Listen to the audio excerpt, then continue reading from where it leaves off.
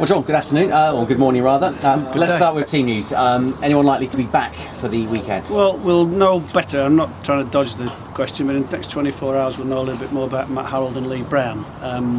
I think they're both 50-50 at the minute, but they're going to come out today, Thursday morning, and give it a go, and we'll know if there's a reaction tomorrow as to whether that's a possibility of being around with us on Saturday. Okay, and I guess it was the same with Mark McChrystal. If there's any doubt, you won't risk them. Yeah, Mark's not going to be fit. Mark's got a tendinitis problem that's going to last some time, probably over the next 2 or 3 weeks yet still. That's got to recover, and that's part of that recovery period.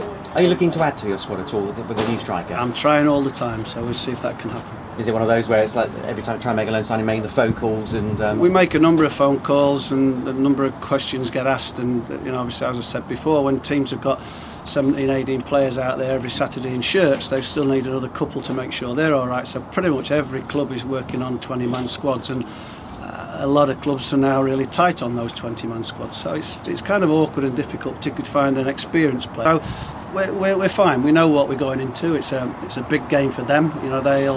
They'll want to see it as a home win. Their supporters particularly will, but we've got to make that difficult for them. They must have plenty of strength to be top of their league, but their home form isn't as good as their away form. Is that something you can take advantage of? Well, they've won 5 away and 2 at home, so that does suggest that. But any club at home wants to do well, and I know Chris pretty well as a manager. He'll be pushing that to get that sort of levelled up a little bit. You always fancy yourselves at home, but I guess teams are probably not quite as open when they go there. We find that when they come to our place, they're not quite as open when they come away from home. So that's maybe where they've found it a little bit difficult. But to try and win those games, again, is not going to be easy, because they're the best team at this moment. Whether they win at home or away, they're the best team in our division. So we've got to play well, whatever we get.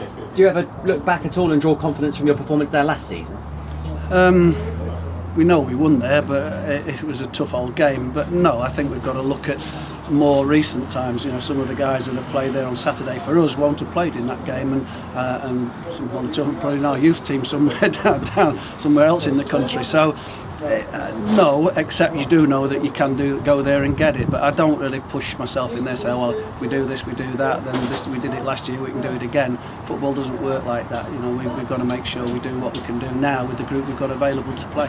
And being back to I think you'll get at least a 4-figure travelling support. Yeah. I mean, it's always a big game for the Rovers fans, Oxford away. Yeah, it is. And the one thing that I do recall, they made a lot of noise last year when we were pushing to get a result. Again, they were playing well at that time too. So it's in that there's a similarity. We do know we'll get big support. We do know that those people will pay and travel and want to get behind the team and want to see the team do well. So that's the one thing I can push at the group of players. Say, look, we keep working with these guys. They're supporting us. We're supporting them on the grass. Let's see if we can both do it again at the weekend.